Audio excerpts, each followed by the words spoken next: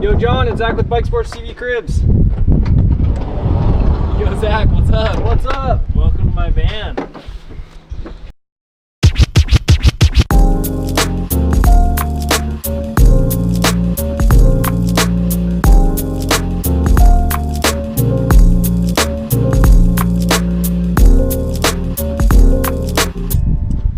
Yeah, this is a 2019 Ford Transit 250. It's the extended wheelbase, or long wheelbase extended length. So it's the biggest Ford Transit you can get. Yeah, High this thing roof. moves. High roof. Yeah. Yeah, you're 6'2", 6'3", or something like that. Not quite, but thanks. On top of 6'1". yeah, you got a top bucket. Looking tall, or maybe I'm feeling short. Yeah, my uncle's actually helped me. He's a carpenter. He's built a couple homes up in Teton Valley, Idaho. So Nice. back September 2021, I drove this thing out there, and we spent a month hacking it together. Nice. Yeah. So yeah, just give us like a little tour, like, you know, I like the dressers, IKEA stuff, or like, you know, Facebook Marketplace. Yeah, exactly. Yeah, I mean it's a little cobbled together, but in the original, this counter and this dresser and this shelf were all kind of added afterwards. Like originally, it's actually set up so I can have a second row of seats in here. The only thing holding this dresser in are like there's 4 screws just against the wall. So Yeah. this thing comes out, and this thing again, it's like a couple of screws, so I can put Yeah. a second row of seats in here. But Modular. We use the term modular. yeah, It's on yeah, purpose. dude, It's all on super purpose. pro modular design. I've got the sink cabinet over here is very important. It's nice to be able to do the dishes. Keeping your dishes clean is important. Keeping your face clean and your hands clean is important. I cook a lot in here actually, so it's nice to have all the counter surfaces. So I've got this. This is my camp stove. I don't know how safe it is to use this inside, but got the fan in the roof, which does like exhaust for when cooking, blowing in for when it's hot out. That's cool. So yeah, this is like, you know, this thing. Get the 2 burners. all That's out more of the than way. most people have. Yeah, this thing is it's way nicer than any stove I've had in a Yeah. home or an apartment. Yeah, I've got all the little latches on the drawers here to keep them from flying up while I'm driving. Look at that. So then you got Hook them up. just like pop this thing there, screw it on, and then That's I like- got my dishes and That's stuff. 20 so- seconds. Yeah, you've done that before. Yeah. So what do you got for solar? See the power box. Is this all the inverter and everything for everything inside, lights and everything? This is actually auxiliary, so I could show you Nice. the power system in the back. Yeah. So this is a 100 amp hour battery generator. Yeah. So yeah, that's what I Kinda use just in instead case. of an inverter. Nice. So like I've got all my little charging ports here. Anything that needs 120 volt AC Yeah. power. It's plugged into the back, so all the really important things like the coffee grinder, the Nespresso machine, the Yeah. water boiler, the Yeah. toaster, the essentials, Yeah. those are plugged. So literally everything not 12 volt is off this, and then 12 volt is off the. Yeah, I got a fuse box in the back. Sweet. Yeah, we'll That's, check that out in a second. Yeah, so this is all just, I mean, I've got the fridge. This thing is freaking awesome. This is actually a present from my brother. That's big. That's probably the biggest fridge we've had on Bike Sports TV Crib. Yeah, so this is it's got 2 compartments. So this one's a fridge. I've got, collard greens, hummus, leftover oatmeal, eggs, fake beer, kombucha, flax milk. Then you'll have to adjust it. Then in the freezer, I've got my sponsor correct certified Piedmont cheese, chicken. Correct beef. That's a new one. Let's see, got some impressively fudged. Again, only the essentials. Yeah. And then this guy's the pantry. So I kind of roll it out. Got the yeah, I mean, there's all sorts of stuff in there. So really more than I needed for this 1 week long trip. But yeah, all my race nutrition. Yeah, I'm ready, dude. I got my passport in the glove box, you know. We're going to Mexico. Yeah. Sweet. Gee, I want to see the bed. Like, so this is like a pretty sweet setup, I think, where like, I mean, you're obviously a tall guy, but you've got the bikes. We'll get to the garage, you know, in a second, but it seems pretty sweet that like you can, it seems more space top down in the back with the fold out bed, but we haven't seen that system before. It's pretty sweet. Yeah. I mean, you know, obviously the most popular layout for these things is to have the queen bed that's always extended, and then have the bikes underneath in some capacity. And like when I built the van for Paige, that's what we did there. Like, that works awesome for her. She's got the sweet drawer that it always seems like just not quite tall enough to like, or you have to adjust saddle heights or something to get them to slide under without having enough room to sit up in your bed all the way and not having the bed like on the ceiling. Yeah, exactly. So yeah, man, I mean, I thought a lot about that just in the months before we put this together, and this is just kind of what I decided on.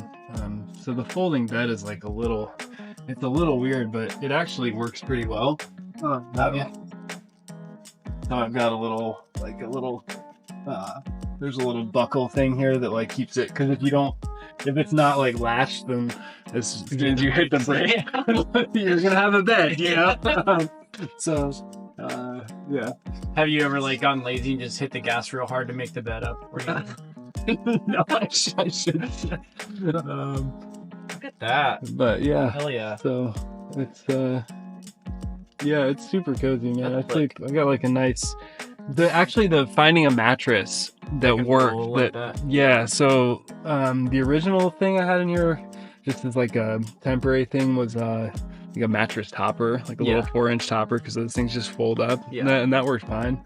But this is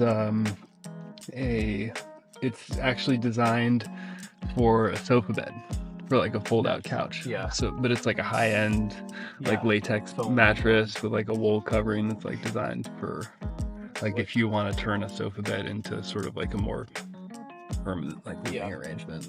You should send him a picture of it and be like, you also design roll-up van mattress. Yeah, now. You should market it for all of us weirdos. Yeah, I don't know. I still haven't. Everyone I talk to is still like, man, I can't imagine having to put the bed up every time I want to lay in bed. And I'm like, well, you only have to do that once a day. And it's like, but I mean, again, it's the, you know, do you take the wheels off the bikes, or do you fold the bed down? Yeah. And honestly, like, this works. I've gotten it to the point. And so many people like their bed is their only sitting area. So like then it would be rough, but like you've got so much room when it's rolled up, and like you can hang out and sit around and stuff. Yeah, man. Yeah, and like I like to spread out, like when I cook, and like I'm not good at just being like, oh, I'm gonna make like a 2-ingredient camp meal. Like I gotta have like the gourmet curries and yeah, exactly. Man, I'm going full.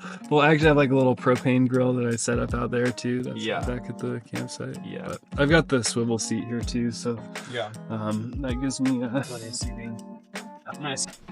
Sweet. Let's check out the garage. I see the one-up racks and also a different pattern than a lot of other vans. I'm just like, someone was kind of saying like there's that company Owl something that make the big racks for the back. Yeah, you see on the backs of sprinters a lot, and they're saying like, oh, if you put the one-ups in vertical configuration, you got to have this like our proprietary cable system to you know, keep them from because they're not really designed to hold the weight of the bikes. But the way I see it with these, it's like, I mean, they're pretty beefy.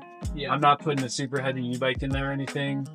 And if they do fall off, it's like when the doors are closed, the bike's only so far to fall. So it's like you see the racks on the back of stuff going down the highway. Like it has to take a lot of like jump, you know, pressure in that direction. Like it's pretty slick. Yep. So then like the mountain bike can fit in here, and the bars are high enough. But it's like pretty. I mean, I didn't have the shelf in here originally. I just realized that I wanted more storage for all the extra stuff. And so originally I actually had 4 racks in here, but I don't ever really need 4 bikes. 3 is enough for one person on road trips. You don't have to like climb like, you know, in there, you know, underneath everything to get something that's always at the back is when you need it. And it's really slick. Well, although, the first couple of years, I'm trying to like pare down the amount of stuff that I bring. Because when everything's in here, sometimes it does feel like it's hard to like have to like clamber over the, like when I have the grill like a little Weber gas grill. Yeah. So like the propane tank fits here. That's what this is for. Yeah. And then the grill like rolls in here, and it's like, it's pretty. It gets to be a lot. Like there's a lot going on. Here with if I'm in full like living out of it for 3 months at a time mode. Yeah. It's it can be a lot of work to like get around stuff. Yeah. I don't know what the perfect system is, but I mean, I've been dealing with this for 3 years now. Yeah. I haven't had the motivation to change anything major. Yeah. Run us through like amp hours, solar, like kind of what you thought about with the setup. Like people like to get technical, especially when they're like looking at their own setup. So I'm like, you know, how to fuse stuff and all that. Yeah, man. So like there's this website, faroutride.com. These people from Canada, I think they're from Quebec, maybe, they have like a really great, just full, they're engineers, and then they quit their jobs to go do van life. So they built every little piece of the van they did themselves. So that they were kind of my like basic resource for figuring out the electrical and the solar and the water systems. So these are super nice 100 amp hour lithium phosphate batteries, which you know, the traditional RV batteries are whatever they call them, gel acid, GM. So they can only go down like 50%, and it's like you got to keep them topped, and then exactly. And these ones you can just drain them all the way down, really. And, you know, maybe you'll lose a little bit of the battery life if you do that, but you can charge them back up and they'll work fine. And it's not like you're going to destroy the battery. So the electrical, I have 3 175 watt solar panels on top. And like I added this, you see my little, it's a ladder that I didn't have to like drill in. It's just like it's kind of just grabs the top and bottom of the door. Yeah. Kind of cool. So that's you can get up there, and I don't know if you guys want to go. No. But I got to own the flexible solar panels. So like I was like super the stick on ones that like. Yeah, like I had to like stick them on myself with, you know, VHB tape, like the super. But they're just like get more tape on there. Anything? They haven't flown off. No, they haven't even like not even like a little bit. It's because it's such a pain in the ass, and I wonder about like how it affects gas mileage. Like the ones that are on brackets and they're like a couple inches high, and then you can hear the like cables from them slapping like in the wind on top sometimes. Yeah, I mean that's what I ended up doing with Pages, because like I had such good luck with the mounting tape that I actually just. For her van, I just mounted we went with the rigid solar panel, like the traditional ones. They're supposed to have, you know, better efficiency, and they don't lose their capacity over time as fast as the flexible ones. So I actually just double-sided taped hers to the roof. Like nice. On the metal brackets. Just use as much tape as I could. That's pretty slick too. Now it's like I can see that around the edges just to like try to keep water from getting it. But that's, you know, a lot of people do that. That seems to work.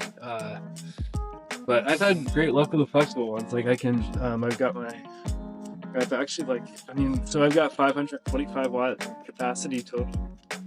And I'm still, you know, 3 years later, I'm still hitting like over 500 watts. Yeah.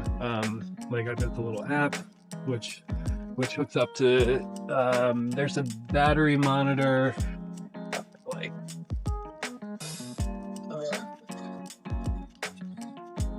that's how much you check it. Yeah, this is how I check the battery. Don't even have to worry. But there's this little thing. That's the voltage, which is good. That's pretty high for not. I mean, if you get up to 100, it'll be up into the 14s. But it's a 12-volt battery, and you know, 13.5, and that's plugged into all this, and then that Bluetooth to the phone, as well as the charge controller, so I can get a history on. So you can see like today. 530 watt hours is how much I've harvested. The highest power it hit was 477. Highest voltage is 68.5. Like yesterday, I was up at 515. And I mean, the nameplate capacity for those solar panels would only be 525. So it wasn't even sunny all day yesterday, and so they're still putting out a decent amount of power. And so those run all the 12 volt stuff. So there's like the fuse box. I mean, it's like, you know, I didn't really know what I was doing, and so there's like a lot of, it's real messy, and I know there's like exposed battery terminals and stuff, and fortunately, fingers crossed, I haven't had any major issues with that yet. But like basically the batteries go to the bus bars, which is hooked up to the fuse box there, and the fuse box runs all the 12 volt stuff. So like the lights, the fan, the fridge are the big things, and the water pump, which is back there. How much? That's a pretty big tank too. It's like a 50 gallon. Oh, it's only 32. Yeah, it fits over the wheel well, which big. is kind of nice. But those also, so I've got this little voltage converter, and you might have noticed the bare wire hanging up in the front there. So the battery generator charges off these batteries. So the solar panels charge those. Nice.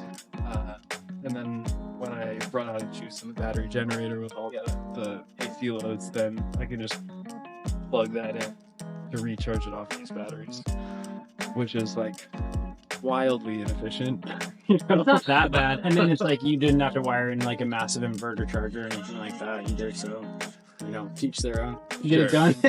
Yeah. And then, you know, and I all of a sudden I have 3 100 amp hour batteries, which is really more than I need for myself. So I can afford to like have some efficiency losses in there. In the shower. The shower. Yeah. So this is a hot water heater. On demand. I say hot water heater, but I've never actually gotten the water heater to work. So I've been taking cars to it. Yeah, you're on like the China one, and like I feel like there's something between like the amount of pressure in like a house line. That one ours was like designed for a house, and I could never get it to be like, it was either absolutely nuts hot, or like like the dial in like wasn't great on like, I think it was like how much propane it was getting. It couldn't actually decide like if it was getting enough propane, so it was like it's super hot or nothing. But like I got on the I took that whole thing. I didn't like take it apart, but I got on the customer support with the Eco Temp, the company, and they told me that they thought it was there's a solenoid valve that's supposed to open the propane. So you can, when you turn it on, you can hear it clicking, and you can see the spark in there. But like it just won't ignite the gas. Interesting. Like the gas won't come in at all. You stuck a lighter in there and tried to I didn't try that. I just like saw the spark and I figured it but like, you know, there's no gas. You can always shoot the gas, right? And smell it, but it still works. It's still kind of nice to, I mean, I don't really need that whole thing in there. If I'm not heating water, I could just bypass it. But I did so much work on the plumbing lines that I've just like kind of hoped that eventually I'm gonna get it to work. But I kind of like my cold showers, you know. You know, feel kind of badass out there in the woods, like cold water only. You know? It's all fun again. So you're like get done with a cold race and like you need to warm up or something. Oh yeah, that's not happening. Man. It's just there's always like Airbnbs you can bump full. Be like, I need a shower. Well, sweet. We're here at BWR San Diego. I didn't think we went through that. You are in the media car, ticket digger at Sea Otter, unfortunately. So, good luck in the media sitch. And then what's your next race after that?